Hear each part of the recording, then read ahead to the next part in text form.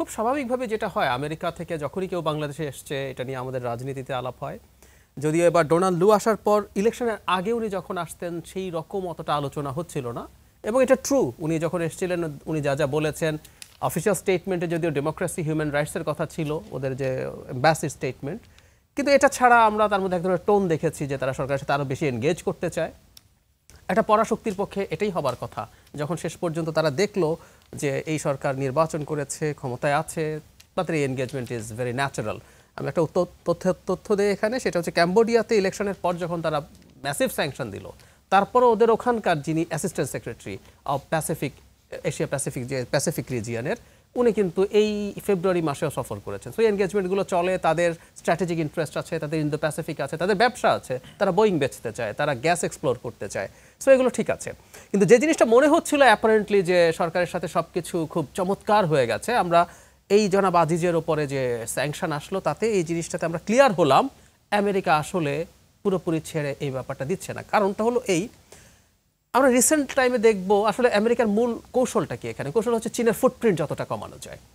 Recently আমরা দেখব বিশেষ করে চীনের সাথে বেশ কিছু ইস্যুতে অনেক আলোচনা হচ্ছে। তিস্তা প্রকল্প তো আছেই, তাছাড়া খুবই স্ট্র্যাটেজিক্যালি ইম্পর্টেন্ট একটা ইস্যু নিয়ে এখন কথা হচ্ছে, সেটা হচ্ছে চীনের কাছ থেকে ইউয়ানে $5 বিলিয়ন। আমি ইউয়ান কথাটাকে জোর দিতে চাই।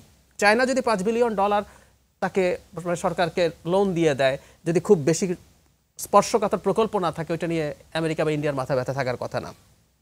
কিন্তু ইউয়ানে যখন দিতে যাচ্ছেন তখন কিন্তু চায়নার যে কৌশল আছে সে তার মুদ্রাটাকে অনেক বেশি প্রচলিত করতে চাইছে। না, বাংলাদেশে এই যে এই স্যাংশনে দেওয়ার কারণটা কি সাবেক সেনাপ্রধান? আমি সেটাই আপনি কি কিভাবে বিশ্লেষণ করেন? যদিও তারা কারণ বিশ্লেষণ করেছে, আমি সেটাই আপনারা কিভাবে? আমি সেটাই বলছি। আমি বলছি আমেরিকা আসলে এই মুহূর্তে এই স্যাংশনটা দিচ্ছে সরকারের উপর চাপ সে সরিয়ে নিচ্ছে না।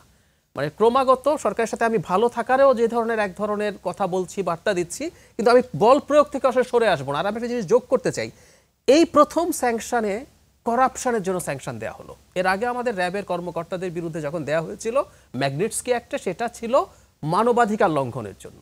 এই প্রথম কিন্তু করাপশনের জন্য।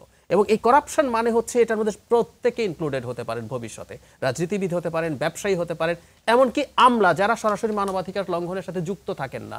সো এটা একটা খুব সিগনিফিক্যান্ট মেসেজ যে অনেক ব্রডার পার্সপেক্টিভে আপনি স্যাংশন দিতে পারেন, এরকম একটা সিগন্যাল সরকারের কাছে দিয়ে রেখেছে বলে আমি মনে করি। ধন্যবাদ। আবার আসবো আপনার কাছে আমি।